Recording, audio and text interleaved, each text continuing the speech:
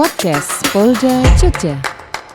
Hai seluruh Jogja Istimewa, seperti yang kemarin dijanjikan oleh Mbak Ima, pasukan perdamaian dunia di Afrika Tengah.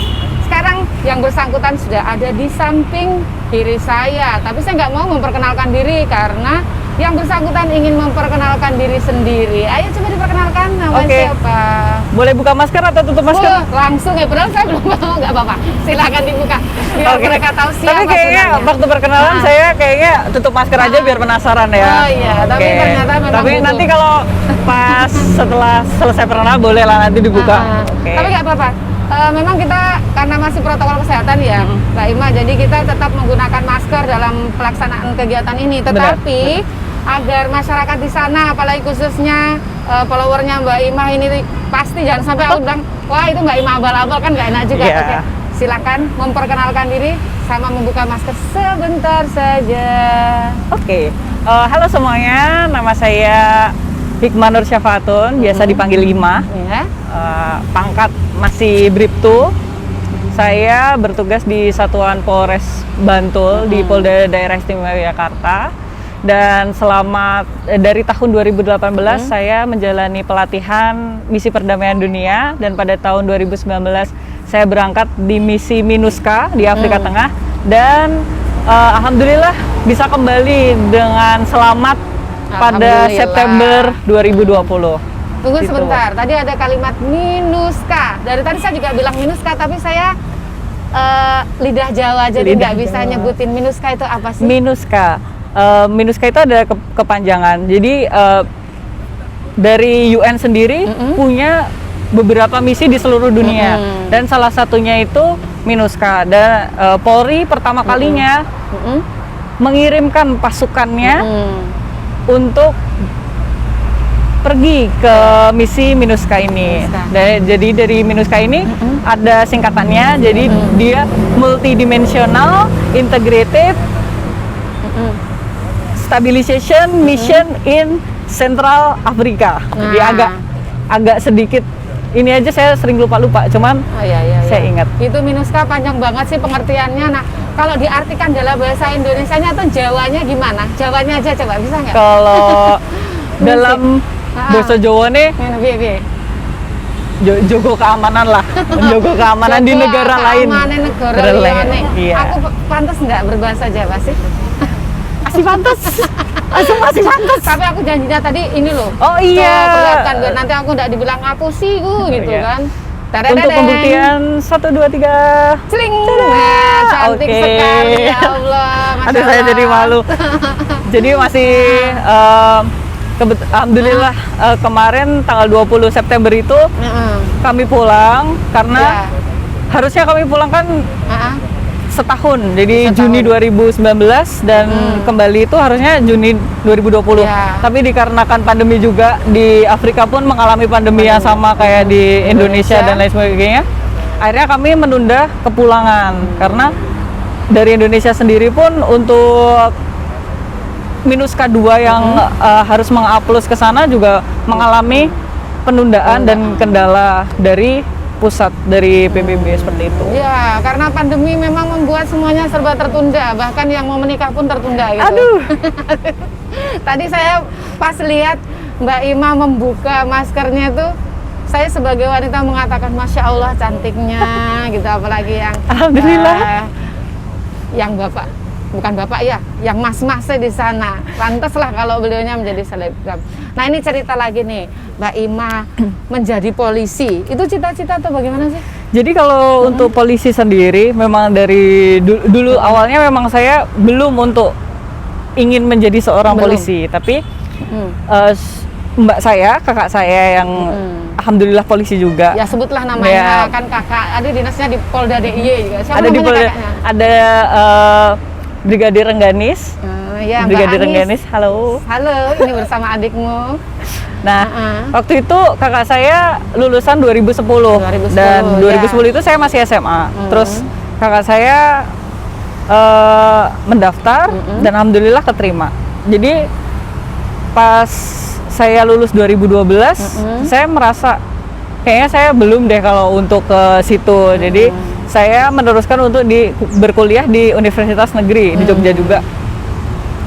Dan waktu itu setahun berlalu, kakak saya ada informasi, Dek kenapa sih nggak nyoba jadi polisi aja gitu. Loh, gimana ini? Dari mana saya kan memang nggak ada passion dari awal untuk ke polisi kan. Dari mana ini saya mendapatkan passion untuk bisa ikut polisi ini? Dari mana saya start? Terus ya udah kita coba aja. Akhirnya untung masih ada waktu sebelum persiapan itu. Di force, bener-bener di force. Kamu harus renang, kamu harus lari, kamu harus ini dan lain sebagainya. Latihan ini itu dan lain sebagainya, perbaiki badan dan lain sebagainya. Itu dan alhamdulillah pas tes untuk tinggi dan fisik alhamdulillah bisa masuk, lolos. Untuk akademik psikologi dan lainnya alhamdulillah lolos. Pantokhir apa ya sih ya kalau bahasanya di polisi ya? Kalau di umum pantauan terakhir yang tes di daerah lolos dan alhamdulillah di pusat tes kembali alhamdulillah lolos. Itu tahun 2013. Pendidikannya di Sepuluhan. Angkatan berapa berarti Mbak Ima? Angkatan 42. Angkatan 42, angkatan 22. Ya Allah. Ya ampun, jauh banget. Gak apa-apa. Gak apa-apa. Saya hari ini menganggap kita seletingan saja gitu ya, biar kelihatan asik gitu kan. Iya, ini Mbak Ima jadi polisi pertama ya kaget juga ya. Kaget juga. Belum punya cita-cita tapi karena ditawari kakak tertarik juga pada akhirnya dan sekarang sudah jadi polisi. Nah, penempatan pertama di mana dia? Penempatan pertama lulus tahun Desember 2013. Untuk pertama kalinya berdinas langsung kembali ke Polda DIY tercinta. Kembali lagi ke Polda DIY tercinta. Nggak ada. Awalnya di Sabara Polda DIY ya. Di situ umur saya masih 19 tahun kalau nggak 18 kalau nggak 19 tahun. Jadi masih kinyis-kinyis, masih muda, masih belum tahu apa-apa karena di umur segitu tiba-tiba sudah dihadapkan untuk kamu bekerja. Karena belum untuk berkuliah dan lain sebagainya. Jadi langsung kerja di sini. Di Sabara sini. Terus selama 1 bulan kalau nggak salah. Nah, 1 bulan. 1 bulan berselang kami langsung alhamdulillah diberi kesempatan lagi, saya ditugaskan di Polres di Jogja tingkat 2. Itu Gunung Kidul apa? Iya, Gunung Kidul. Jauh sekali ya? Jauh sekali kalau dari rumah, tapi alhamdulillah saya juga punya banyak sekali pengalaman di sana dan saya enjoy sih ditempatkan di sana. Selama kurang lebih 3 tahun saya di Polres Gunung Kidul 2014, 15, 16. Awal 2017 alhamdulillahnya lagi saya dapat mutasi di Polres Bantul dekat rumah. Udah turun ya. Tadinya di Jogja lantai 2, sekarang ke Jogja lantai 1,5. Ya. Ini saya mau nanya alamat sebenarnya, tapi khawatirnya setelah mereka teman-teman seluruh Jogja tahu alamatnya Mbak Ima, kemudian pada datang gimana? Takutnya nanti yang datang ngebawain saya yang besar-besar kan nggak muat nanti di rumah. Nggak datang, cuman itu datang bawa orang tuanya juga. Aduh, itu yang sulit. Mbak Ima udah siap belum? Nah itu tadi perjalanan karir Mbak Ima masih sangat muda sekali untuk usianya saat ini, mungkin masih sekitar 20-an berapa? 26 tahun, masih muda, jadi belum ada pemikiran untuk berkeluarga juga ya? Untuk saat ini belum, tapi untuk jodoh saya tidak menolak. Ayo, siapa yang pengen menjadi jodohnya, mari kita bersaing bersama dengan, tapi persaingan sehat loh ya untuk mendapatkan selebgram satu ini. Mbak Ima, ini tadi kan katanya sebelum masuk polisi sempat kuliah. Di mana tadi kuliahnya? Saya di Universitas Negeri, di UGM. Di UGM, Fakultas Ilmu Budaya. Itu mau dilanjutkan lagi nggak? Sebenarnya ingin sekali sih melanjutkan di situ karena memang passionnya di pariwisata pada awalnya, tapi karena mungkin keterbatasan saya juga sudah mengabdi sebagai abdi negara, saya harus memilih, saya harus meneruskan kuliah atau saya menjadi abdi negara. Dan memang karena sudah ya sudahlah, udah tetek kalau bahasa Jawanya, tetek. Udahlah. Oke, saya berniat, saya berdinas dulu sebelum nanti bisa berkuliah lagi. Ini kan juga karena baru pulang dari penugasan luar negeri ya, jadi butuh waktu dulu untuk menenangkan pikiran dulu ya sambil saya harus cooling down dulu. Kalau ini ada pertanyaan gini, kuliah atau menikah ya? Tinggal tunggu nanti yang mana yang cepat gitu ya. Yang cepat rezekinya. Ini kaitannya dengan penugasan di luar negeri sebagai pasukan perdamaian di Afrika Tengah ya. Itu bagaimana respon orang tua ketika Mbak Ima mengikuti seleksinya? Sebenarnya kalau dari orang tua sendiri sih selalu mensupport saya ya, dari saya kecil dan dari sampai sekarang pun apapun pilihan saya orang tua ya it's okay. Kamu bisa kok nyoba apapun yang kamu mau. Jadi orang tua saya bersyukur sih, orang tua saya tuh kayak open minded sekali buat yaudah kalau kamu mau nyoba ini it's okay, bapak sama ibu ikut aja. Terus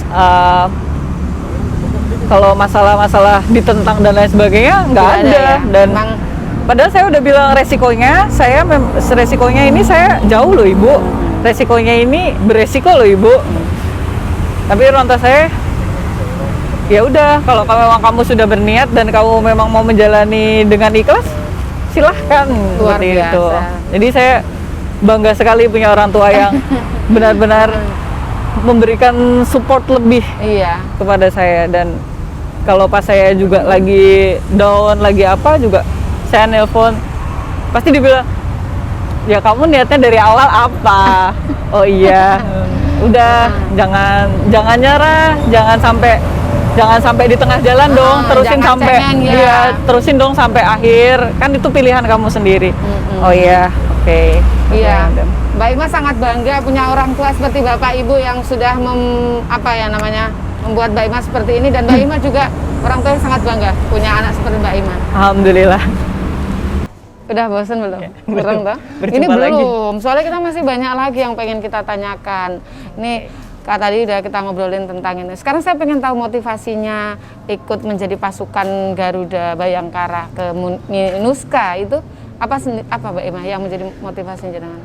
Kalau dari saya pribadi memang saya memang concern di dunia kemanusiaan ya. Tapi untuk lebih spesifik lagi, kayak saya memang mempunyai passion untuk saya pengen nyari pengalaman yang lebih.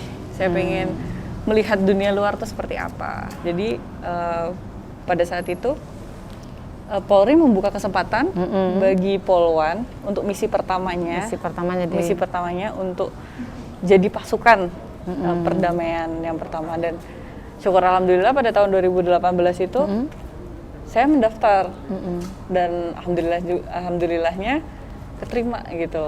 Dan itu jadi ya ampun, kayak dari dulu tuh kayak udah pengen banget dong pakai baret biru, pakai seragam ini, karena saya sering googling kan, sering cari tahu dan lain-lain, kapan sih ada kesempatan ini. Dan alhamdulillah tuh didatengin kesempatan ini dan diberikan kesempatan untuk ikut berangkat ke misi di Central Afrika. Berarti memang punya keinginan untuk tugas ini ya.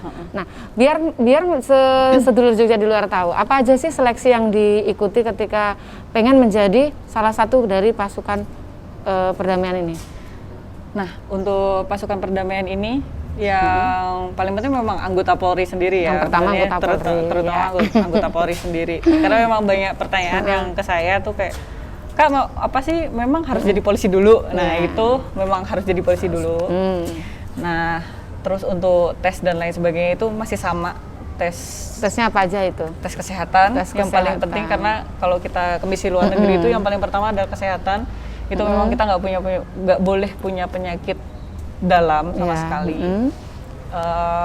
Tapi untuk mata minus atau dan lain sebagainya itu nggak jadi masalah. Yang penting tapi ada batasnya juga kan? Iya, tapi yang penting untuk menembak dan lain sebagainya itu tidak ada masalah. Terus untuk akademik sendiri sih tesnya itu kayak berupa tes TOEFL, tes psikologi, ada tes psikologi, tes kejiwaan. Tes keswa itu yang Kesehatan jiwa penting, ya. penting. Kesehatan jiwa itu penting karena kan di sana itu kita rawan banget stres. Iya. Jadi di sana memang kalau kesehatan jiwanya nggak sehat, nggak bisa dong dikirim Sebelum di berangkat misi. udah stres duluan Iya, ya? nggak bisa bekerja dengan profesional di sana. Iya. Dan untuk jasmani sendiri seperti lari dan lain sebagainya itu masih sama sih. Masih sama seperti waktu masuk polisi ya? Terus yang paling ini sih ada spesifik lagi itu kayak mungkin tes komputer untuk yang komputer mengirim email dan lain sebagainya, basic menggunakan komputer itu gitu. penting, dan juga interview dengan bahasa asing, bahasa Inggris, atau mungkin kalau ada yang bisa bahasa lebih, bahasa Arab, bahasa apapun itu di sana juga disediakan. Maksudnya Anda punya kelebihan apa di bahasa apa, nanti yang menginterview menyesuaikan seperti itu. Berarti yang pasti tetap berbekal bahasa asing dulu ya. Salah satu minimal bahasa Inggris Bahasa gitu. Inggris, tetap bahasa harus Inggris ada. itu kalau untuk misi luar negeri itu basic. Ya walaupun memang mungkin kita sebagai orang biasa itu untuk mendengar bahasa Inggris it's okay lah, masih bisa. Tapi untuk menanggapi itu kayak masih susah mungkin. Tapi dengan berjalannya waktu, lama-kelamaan dan dilatih bisa pasti. Iya.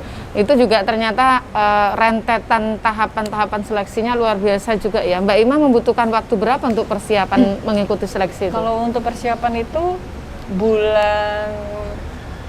bulan saya persiapan untuk seleksi itu. Dan alhamdulillah 1 bulan kemudian dipanggil untuk melakukan pelatihan di Cikeasnya, itu yang cukup lama sekali. Cukup lama. 18 bulan kami pelatihan di Cikeas. 18 bulan, makanya tadi dibutuhkan kesehatan jiwa yang baik. Kesehatan jiwa yang baik. Kalau enggak sebelum berangkat aja udah stres Udah duluan stres ya? duluan, udah stres Iya, duluan. betul. Karena memang menunggu itu kan kapan sih berangkatnya dan kapan, karena kami kan Satgas FPU 1 Minuska itu kan Satgas yang pertama. Jadi memang benar-benar kita tuh dari awal, dari nol yang kita membangun semuanya, fasilitas dan lain sebagainya, dan kita persiapan pasukannya juga dari nol juga di Cikeas itu, seperti Belum itu. punya bayangan juga nanti di sana seperti apa gitu kan, karena belum ada gambaran. Tapi memang benar-benar tidak ada gambaran atau ada pada akhirnya diberikan bayangan bahwa di sana tuh seperti ini, ada nggak ada? Kami kalau untuk gambaran sendiri Afrika Tengah kami nggak ada gambaran, blank sama sekali. Belum ada yang pernah kesana kecuali komandan kontingen kami yang duluan kesana ya? Pernah kesana terlebih dahulu beliaunya. Tapi kalau untuk yang kita bener-bener kita cuma tahu kayak dari internet gimana sih di kondisinya dan lain sebagainya, dan itu kayak jadi sesuatu yang gimana sih, kayak mengandai-andai gimana kalau di sana ada gini, ada itu sudah pasti. Nah itu tadi katanya menunggu pemberangkatan dalam proses latihan ya namanya ya, pelatihan.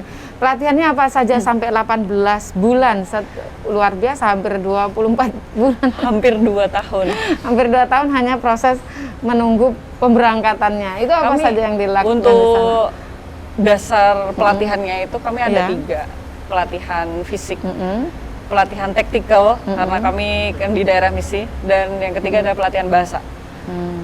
3 itu kayak yang paling penting, yang harus penting punya dari seorang anggota peacekeeper untuk berangkat itu ada 3 tersebut. Jadi kita harus menguasai untuk taktikal sendiri. Saya memang dari awal memang untuk taktikal sendiri saya awam sekali karena memang saya dari polisi umum dan saya harus bergabung dengan Brimob dan lain sebagainya. Saya harus menyesuaikan sedemikian rupa. Tapi di situ saya belajar. Saya belajar apa sih skibi, belajar apa, bagaimana penggerbekan, bagaimana mengekskort, bagaimana mengamankan sesuatu dan lain sebagainya. Saya banyak banget belajar, dan itu baru saya tahu ketika saya ikut di pelatihan ini. Dan alhamdulillah untuk penggunaan senjata dan lain sebagainya kita dilatih sampai mahir menggunakan senjata. Dan Mahir nembak juga dong ya? Iya jelas. Buat cowok yang di luar sana hati-hati loh ketembak sama Mbak Ima. Wah, itu pengalamannya jadi cukup banyak banget ya. Sebelum berangkat aja udah pengalamannya. Udah banyak banget pengalaman yang iya. Sebelum berangkat itu memang justru pas sebelum berangkat itu kayak kita diberikan sesuatu yang lebih. Jadi ketika kita sudah di daerah misi, sudah siap pakai ya. Sudah siap pakai. Oh ini ya, dan kualitasnya itu benar-benar yang good quality gitu loh. Dan itu membanggakan sih bagi Polri sendiri. Gitu. Luar biasa, 18 bulan hanya proses pembentukan dan persiapan pemberangkatan ya. Ini pengalamannya nggak habis, kita cerita sampai berjam-jam pun nggak akan habis. Nah, bagaimana pengalaman ketika tiba di sana? Nah, untuk pas saya tuh awal tiba di sana itu masih pukul 6 pagi. Pukul 6 pagi saya sampai di sana, landing. Pertamanya saya kaget dong, di situ sudah banyak berkerumun warga sekitar yang saya nggak pernah lihat orangnya seperti apa. Oh udah berkerumun ya apa gitu. Tapi mereka ternyata melambai-lambaikan tangan, it's okay. Terus awalnya tuh kayak masih shock juga, dengan orang-orangnya kayak gini, orang-orangnya kayak gitu, masih mempelajari, masih takut awalnya, Terus, alhamdulillah untuk cuaca sendiri di sana masih sama seperti di sini, jadi tidak ada terlalu begitu, nggak ada sesuatu yang berbeda, yang signifikan masalah cuaca dan lain sebagainya. Mungkin kalau penyakit yang lebih ini malaria ya, tapi hampir sama aja daerah timur. Terus waktu di sana saya kayak mungkin hatinya kayak lebih tergugah aja karena di saat saya datang ke sana bener-bener yang kondisinya itu menurut saya kita harusnya bersyukur loh di Indonesia, nggak kayak di sini. Nah, kenapa? Gimana? Kondisinya sangat ini. Saya sampai merinding deh kalau nyeritain di sana tuh kayak ekonomi yang kurang, anak-anak mungkin lapar, orang tua yang bekerja keras, terus sampai panas terik hujan dan lain sebagainya, dengan mereka tidak bersepatu, dengan mereka dengan pakaian yang kurang layak atau dan lain sebagainya, itu kayak saya tuh jadi kayak lebih bersyukur gitu loh. Saya hidup di Indonesia yang semuanya serba ada, dan sedangkan mereka untuk nyari uang, nyari makanan yang bersih dan enak aja mereka butuh banting tulang dan lain sebagainya. Itu kenapa bisa sampai seperti itu ya? Iya, jadi mereka itu untuk Afrika Tengah sendiri memang termasuk negara yang belum sudah merdeka, tapi masih berkembang, tapi belum mencapai apa ya? Belum mandiri untuk masyarakatnya sendiri ya. Masyarakatnya bisa merasakan itu belum. Jadi mereka masih, kalau menurut saya mau dibilang miskin juga ada juga yang ada, tapi kurang untuk masalah sekolah juga. Mereka cuman sekolahnya sekolah yang biasa, yang kayak mereka kan kebanyakan gereja, jadi mereka sekolahnya di gereja. Saya rasa sih masih sangat kurang untuk makan sendiri aja mereka susah.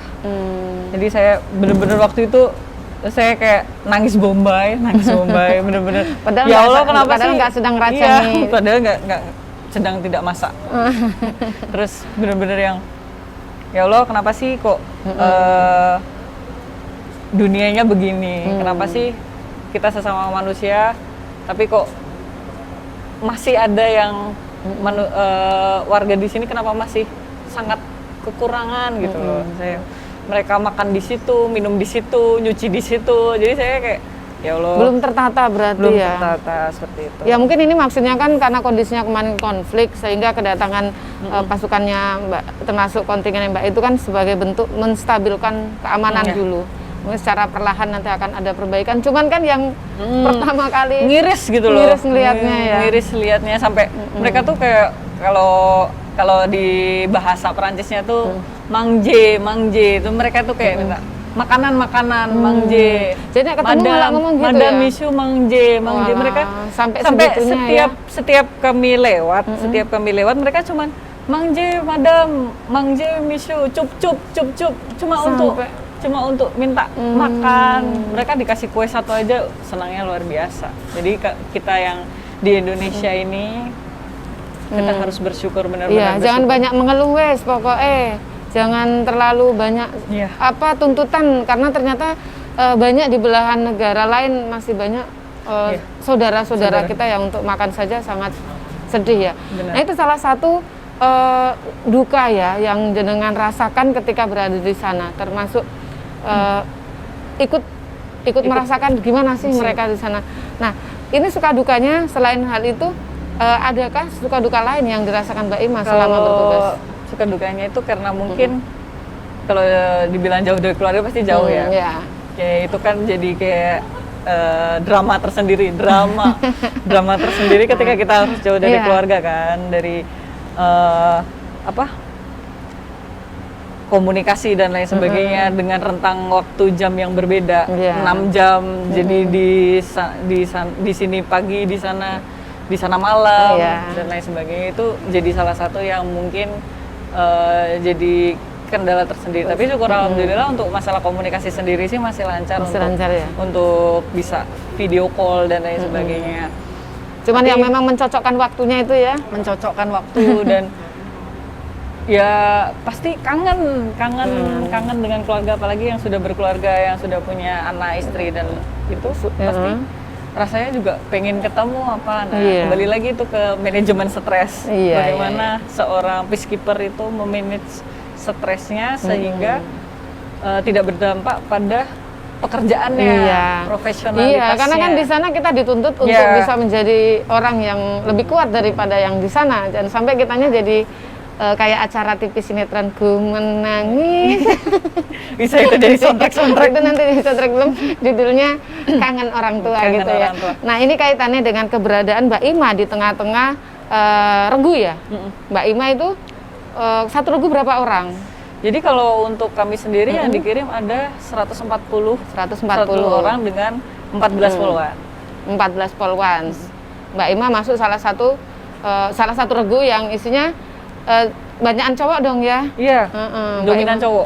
Dominan cowok. Tapi untuk kedepannya, harapannya nanti untuk poluan Indonesia itu akan ditambahkan dan kuotanya akan lebih banyak lagi, karena dari sana, dari UN sendiri pun menginginkan kuota yang lebih untuk poluan. Nah, jadi kesempatan besar nih buat teman-teman poluan khususnya. Benar. Nah, Mbak Ima di sana, Mbak Ima menjabat apa tugasnya, ke arah mana, ke bagian mana? Jadi kalau kami sendiri ini tugasnya penjagaan di camp juga, ada penjagaan juga di luar camp. Untuk ada taktis, ada juga yang di dalam camp. Kalau untuk penjagaan di luar camp itu kayak patroli di daerah-daerah rawan terjadinya konflik, terus pengawalan UN personil atau pengamanan objek-objek vital, itu masih dalam lingkup kinerja kita. Jadi itu bagiannya.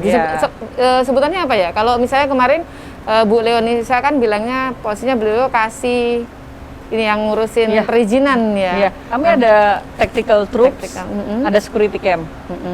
Dan itu sebenarnya tugas dan tanggung jawabnya itu sama-sama menjaga stabilitasnya sama. Kalau di security camp untuk di camp, tapi kalau untuk yang tactical troops itu di luar, dan itu mobile, di mana dibutuhkan di situ kita ada, gitu, seperti itu. Jadi dari UN sendiri memberikan apresiasi lebih sih kepada FPU Indonesia yang di Afrika Tengah ini, karena memang dikenalnya memang profesionalitas kerjanya memang baik. Jadi kami mendapat penghargaan jadi the best of FPU, luar biasa in Afrika, in Central Afrika. Padahal dengan minoritasnya tidak jadi masalah ya. Justru kita menjadi sesuatu yang istimewa di dalam regu kita sendiri. Karena Mbak Ima kan dari satu regu hanya satu-satunya polisi yang ada, polisi wanita yang ada di regu. Jadi kalau kita patroli di di daerah rawan konflik itu, dari semua regu seumpama ada 8 orang, itu yang poluannya hanya satu, yang lain polki. Tapi syukur alhamdulillah kita saling menjaga dan masih solid satu dengan yang lainnya. Sekian tahun bersama akhirnya jadi seperti saudara, saling menjaga gitu ya. Nah ini dari tadi kita ngomongin pengalaman di sana, tapi ada satu hal yang istimewa dari Mbak Ima sendiri. Nah, saya kemarin coba buka-buka, dapat info juga dia dari Kabid Humas. Coba lihat ya. Oh, ternyata bukan hanya sebagai polwan biasa, namun sebagai polwan selebgram. Nah, itu gimana ini? Kok bisa sampai dapat centang biru di Instagram ya? Kalau ini sih sebenarnya itu bukan menjadi tujuan saya yang utama ya. Pada awalnya saya hanya sekedar mengupload foto apa yang saya suka. Saya kan memang dari dulu memang aktif di dunia Instagram, ya sekedar scrolling, sekedar apa ngupload dan lain sebagainya. Itu saya memang suka dan mungkin kebetulan di situ ada media online yang meliput atau sudah tahu, di up lagi nama saya dan akun Instagram saya. Saya dulunya juga kaget kan. Kok apa ini kok rame-rame di Instagram saya? Saya waktu di Bangui kan perbedaan waktu sama di sini kan. Apa ini kok ada? Ternyata memang loh sudah masuk di berita ini loh, sudah masuk di berita ini. Saya kaget dong. Oh iya, masa? Jadi saya kayak waktu itu masih shock loh. Kok bisa ya? Tapi ya syukur alhamdulillah bisa menjadi dampak yang positif bagi seluruhnya, jadi tahu gitu loh apa sih peacekeeper Polri ini seperti itu dampak. Iya, pasti kan jadi menimbulkan penasaran atau pinisirin dari para penggemarnya yang pasti menanyakan apa sih yang biasa ditanyakan para netizen kepada Mbak Ima kaitannya dengan pelaksanaan tugas di Afrika Tengah sana. Sebenarnya kalau pertanyaan sendiri tuh banyak sekali yang masuk di Instagram saya nggak bisa ngefilter satu persatu, cuman pada umumnya itu mereka bertanya, kakak ini pasukan apa, kakak ini kerjanya di mana, gimana sih caranya biar bisa jadi kakak, gitu-gitu kan. Terus saya juga nggak bisa jawab satu persatu sih, saya nggak bisa jawab. Tapi bagaimana, mungkin di sini saya juga bisa menjawab. Untuk menjadi seorang peacekeeper kembali lagi ke yang tadi dengan persyaratan yang sama dan juga untuk banyak juga yang tanya ke saya tuh persyaratan menjadi Polri. Nah untuk persyaratan menjadi Polri bisa googling atau searching atau dari Polri sendiri sudah menyediakan platform untuk bisa diklik ya. Jadi kalau saya sendiri sih berterima kasih banget kepada para follower saya yang selalu memberikan support lebih kepada saya, yang selalu jadi ketika saya udah down gitu, tapi mereka kayak ayo kak masih semangat lagi loh misinya, semangat lagi sampai akhirnya saya menjalankan misi dengan aman dan lancar dan alhamdulillah bisa kembali ke tanah air dengan sehat dan selamat. Amin, alhamdulillah. Sebenarnya begitu panjang, saya juga jadi pengen tanya seperti apa. Ini kan banyak foto-fotonya Mbak Ima selama bertugas di sana itu bisa digunakan sebagai banyak ya. Aku lihatnya malah polisi cantik termasuk juga Mbak Imanya ada di sana. Luar biasa, berarti memang ini momen tepat ketika Mbak Ima bertugas di sana. Kemudian followernya banyak, bisa sekaligus memberikan edukasi kepada masyarakat ya tentang tugas-tugas kepolisian. Seneng ya Mbak Ima? Rasanya amazing banget. Ada ini nggak? Ada dukanya nggak? Jadi ini, maksudnya selama jadi selebgram juga itu? Kalau dari selebgram sendiri saya dukanya itu ketika orang yang menyalahgunakan foto saya, menyalahgunakan seperti membuat akun baru di baik media di Instagram maupun di Facebook dan mereka kayak menjual toko online atas nama saya dan mereka memberikan penawaran yang murah kepada konsumen. Nah, otomatis konsumen tertarik dong karena di situ ada foto saya. Dikiranya saya dong yang jualan, padahal saya nggak pernah buka toko. Maksudnya nggak pernah buka toko motor atau toko mobil. Mereka bahkan memberikan iming-iming yang lebih dapat ini loh, dapat itu. Nah, itu saya sayangkan sendiri. Saya sayangkan banget karena banyak dari follower saya tuh yang ngadu langsung ke saya. Kakak, kenapa barang saya nggak dikirim? Kakak, kenapa kok?